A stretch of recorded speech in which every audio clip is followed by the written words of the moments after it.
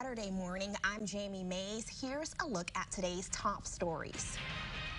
Springfield was the first place to see snow move in yesterday. Our crews kept an eye on the conditions all day as they switched over from wet to icy with the snow and temperatures dropping. Officials warned people to be careful and drive slowly. And things weren't so great in Champaign County either. Officials reminded people that roads could be slippery from freezing rain and again with snow in the area to be cautious.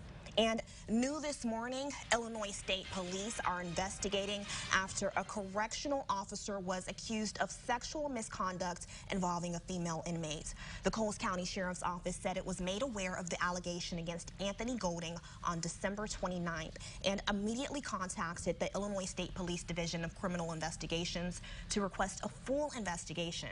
Golding was placed on administrative leave. The Coles County State's attorney put out an arrest warrant for Golding for 2 counts of custodial sexual misconduct. Golding was taken into custody December 31st by Illinois State Police and transported to another county's detention center. The investigation is ongoing. Firefighters in Homer responded to calls about a train engine catching on fire.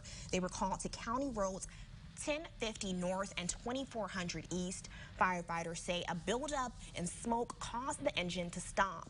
Conductors then stepped outside and saw the engine was on fire. By the time firefighters arrived at the scene, the fire itself burned out. While there was damage to the engine, the fire did not spread to any other parts of the train. We basically just kind of went up, checked everything out, made sure that the engineers were good, made sure the tracks were shut down, no more trains coming through, and then asked the engineers if they had people coming to help them out, and they said yeah. So. Firefighters say neither of the 2 conductors were hurt.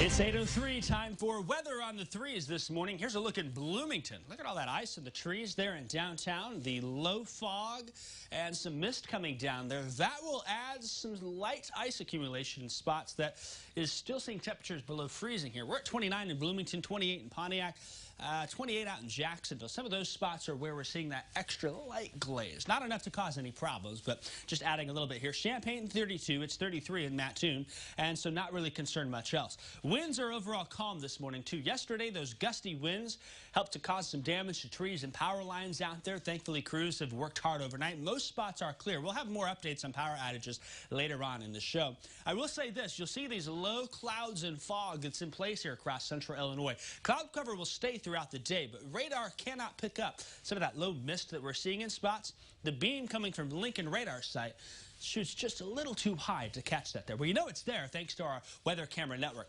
Through the day today, then, we'll keep a cloudy sky out there. Temperatures through the low to middle 30s. Tonight is the night I think a lot of folks are looking forward to.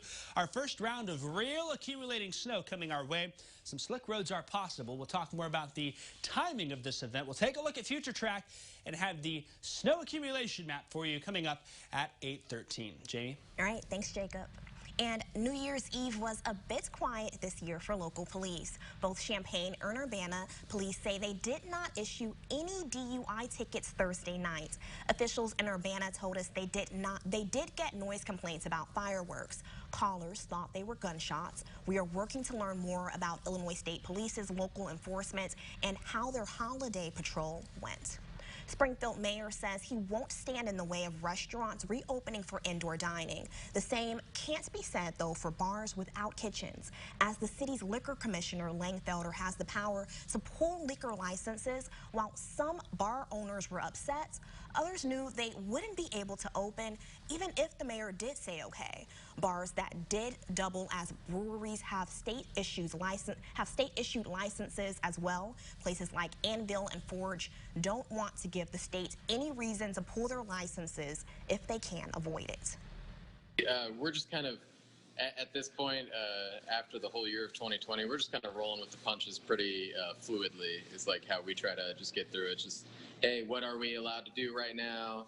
Okay, cool, let's make that work.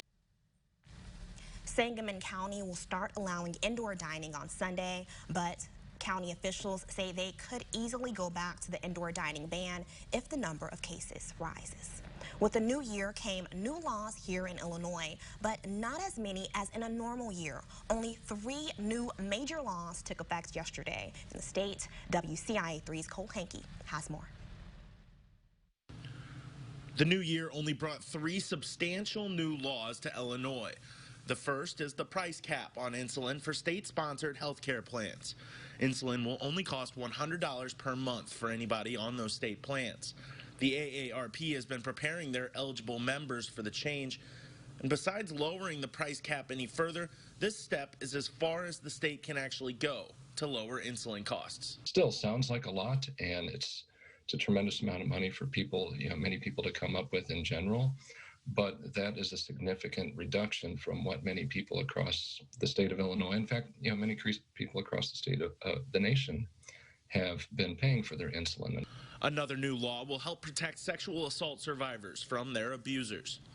So let's say someone has been sexually assaulted, they've lived at their former residence, they've moved to a different place, and they wish to keep their new address completely confidential. The Attorney General's office will file a fake address for survivors and forward any case information to the survivor's actual address without making it public information. And if you're someone who's been stalked, if you're someone who's been sexually assaulted, especially in your own home, there's a real fear of your own safety that goes with that. And so I think this expansion really helps victims of sexual assault and stalking in a way that they were not previously included. The third and final new law allows law enforcement to take DNA samples of a missing person after the person is reported missing. It is meant to help find missing people easier, but law enforcement is not allowed to keep the sample after the search concludes.